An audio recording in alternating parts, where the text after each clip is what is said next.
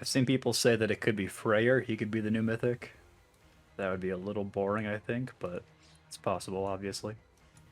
I think this would be a great opportunity to do a double Mythic if they're going to give us Freyr, because, like, Freyr on his own, no offense. Maybe I'm biased, I just don't think he would be that exciting. Alright, yeah, so I guess my prediction, I think we're going to get a double Mythic situation with Freyr and someone else. That's my hard read. I don't know who the other one would be on green. The music. Why this song? There had to be a better one. There had to be a better song. I watch you closely. Within dreams, all things can be seen. Ah, yes.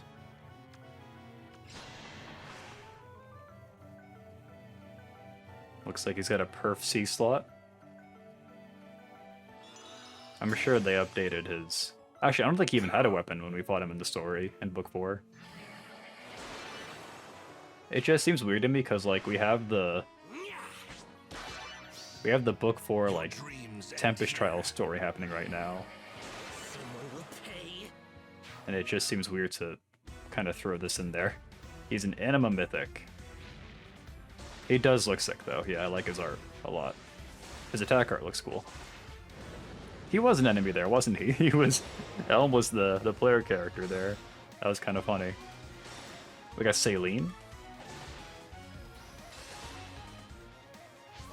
New Year's Elm is an interesting choice for that unit. Maybe it's foreshadowing the Tempest Trial story. Probably not, though. Well, this... I am also disappointed that it's not a double Mythic situation. We do have rearmed Ingrid color sharing with him. So blue is actually quite strong, I think. I think Nerthus... I feel like Nerthus is still more valuable than Freyr, just because light merges are going to be more valuable than anima merges, but anyway. Yeah, so that's our new Mythic. Let's check out Freyr. We fought him in the story, and he was a blue beast cavalry, but he did not have any weapons or skills back then. Looks like he grants attack and HP. He's going to be an anima Mythic. Will he be better than Oder as a cavalry anima Mythic? Let's find out. Alright. Oh wow, he accelerates special trigger. That's a really strong effect for him to have. I like that. Start of combat, if units... God, I don't have the energy for this right now. Alright, power through. At start of combat, if unit's HP greater than 25, inflicts attack defense minus X on foe. X equals 50% of highest total bonuses among unit and allies within 3 space of unit plus 6. What does this even mean, man? Why can't it just give me an equation? Alright. Highest total bonuses among unit and allies within 3 space of unit.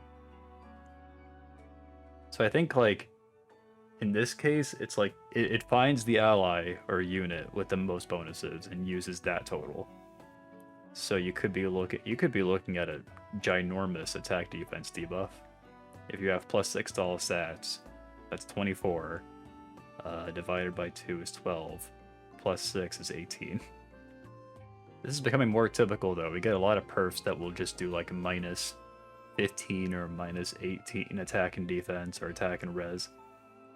Gigabrained him by not giving him a weapon in Book 4, so they could give him a Book 7 level weapon 3 years later. Masterful. True. Unit makes the guaranteed follow-up attack on both phases. Reduces damage from attacks during combat and from area attack specials by 30%. So just all attacks, not even just the first one, all attacks get reduced by 30. At start of turn, if unit is adjacent to any beast, he gets the new cavalry beast effect. They changed it slightly. They took off the impact effect and they gave him damage reduction, right? Yeah. I almost kind of preferred the impact effect, honestly, but whatever. Now, new cavalry beasts are getting a damage reduction instead of the impact effect. That's cool. He's gonna have a million defense, I think. He's got Ignis, attack defense, clash 4. Oh, low attack defense 4 is new. Lol, tier 4 lull skills are like not completely crazy, which is probably a good thing. Usually they like combine more effects than this. Does he neutralize penalties? Let's see what his C slot has for us. Dream Deliverer. At start a player phase or enemy phase, if unit is within 2 spaces of an ally, neutralizes any penalty that takes effect on unit or allies within 2 spaces of unit at this time. Oh. So basically, if he's on your enemy defense team and your whole team gets debuffed, then he's just going to wipe those debuffs. I don't know if people use debuffs super frequently on AR offense. Like, you can. It can work. You can do, like, sabotage attack res or whatever. And you would debuff the whole AR defense team, but I don't see a lot of people doing that. Start of turn, if unit is within 2 spaces of an ally, grants defense res +6 and resonant shields to unit and allies within 2 spaces of unit for 1 turn. That's good. Once again, you gotta imagine him on like an AR defense team. If units within 3 spaces of an ally, grants defense res +4 to unit and inflicts special cooldown charge -1 on foe per attack. So I mean, he's just gonna stack like a million defense and res. But I feel like it's awkward for him because his effects activate based on who's near him. Some of them do at least. But he's a cavalry guy. He's going to be running away. He's going to be running towards you at breakneck speeds. And he's going to be hitting you with a million defense and maybe a little attack. I'm sure he'll have a lot of attack too. Yeah, he has Clash. He's going to be moving everywhere. I think he probably still gets most of his defense res buffs even when he's coming at you. So yeah, he has an auto double. He negates your double with resonant shields. He has a bunch of damage reduction. He wipes penalties. He's inflicting attack defense -18 on you. No, more than that because of all attack defense. He's inflicting attack defense -22 on you. This could be, maybe, I don't know. This could be an offensive defense mythic that is actually threatening. Sorry, this could be an offensive defense mythic that is actually threatening. We'll have to see how his matchups work out. He doesn't negate damage reduction, so Brave Dimitri can probably do okay against him. Lucia is going to struggle because he's blue. Lucia negates everything besides open triangle, so Freyr might actually give her a hard time. He seems strong. The support effects he gives don't seem especially useful to me. I guess Resonance Shield is good, but like, I don't know. Yeah, I don't know. His support effects don't seem that good, and that's usually how people judge defense mythics, is how good their support effects are. So my immediate judgment is that he's better than Oder, but he still could potentially fall off not that far from now. My favorite units to pull for are ones you slap on an AR team and then never actually use in player hands.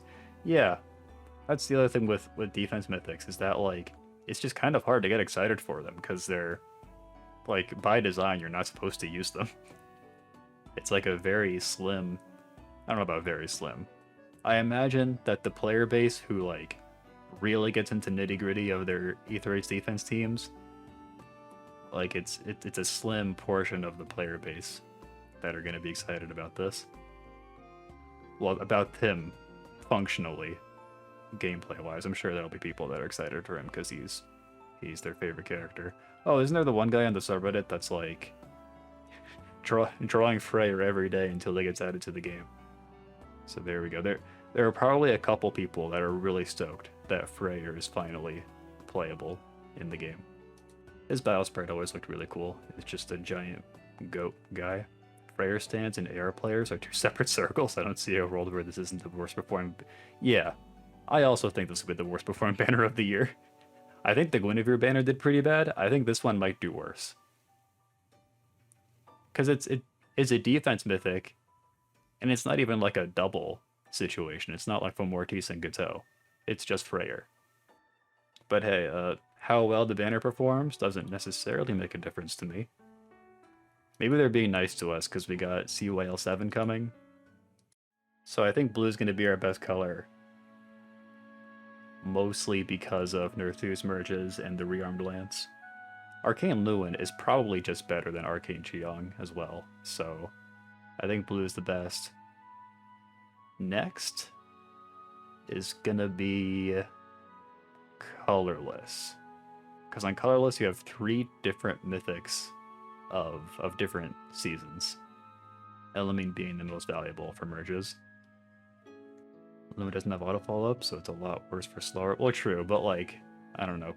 On average, people are more likely to build speedy lances, I feel like, whether they be like flyers or horses. You are right, though. Arcane Chiong is going to be better for slower lances. I think it's blue, then colorless, then green, then red. But I could go either way on green and red. I like green because Saline is there. Saline support effect is good, I think. The healing after combat. I don't think I'll be pulling on this banner. I was not aching for Freyr, nor was I aching for a new anima defense mythic. Remember for like a long time I just didn't have a bonus slot anima mythic, so I pulled for Odor in desperation. I did get him eventually, and then I got the free from Mortis like a year later. Yeah, this is a free summon and dip situation. Freyr sure is a beast mythic. Wait a minute. That's a good point, actually. Is he going to be able to transform? Because he's going to be in a whole team of other units.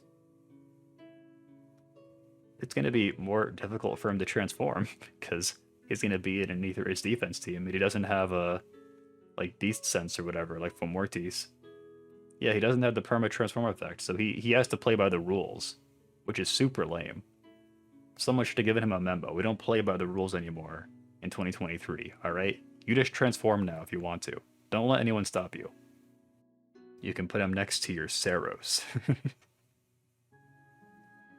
Just surround him with Saroses.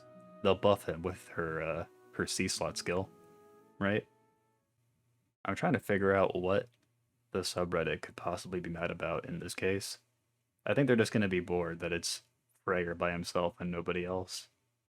I don't think anyone cares enough about Freyr to post in either. No, there's going to be a couple people popping off in the hype thread. They're in the minority, but they are out there. You know what? This could be the one and only time that the hype thread has more comments than the salt thread. This is like the only chance for it to happen. Oh! They're tied for the first time ever. Literally tied. 50-50. Yo! I've never seen this before. Is it that Freyr is hype, or is he just not prompting as much salt as usual? This is very interesting. I'm salty that the artist who does Freyr posts will probably stop, or at least the posts will become less frequent. Wow, you're right. They are all talking about it. That's funny. It is just complete ambivalence. I think I predicted this correctly. That's 2 correct predictions in a row on Reddit Salt for me. Wow. I can't recall another time where there was this level of ambivalence to any trailer at all. Oh, we saw his stats. Let's see. Let's check it out. 41 defense is actually lower than I expected.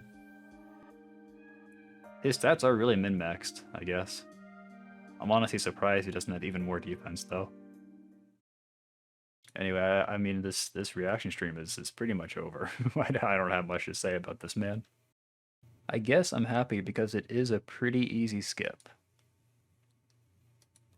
Before COAL 7 and before the Legendary Hinoka rerun. That rerun is going to be in 2 months, I want to say. Next FEH stream will likely be next weekend. We'll do our chores like always. And that's basically it. Join the Discord to stay up to date on everything going on.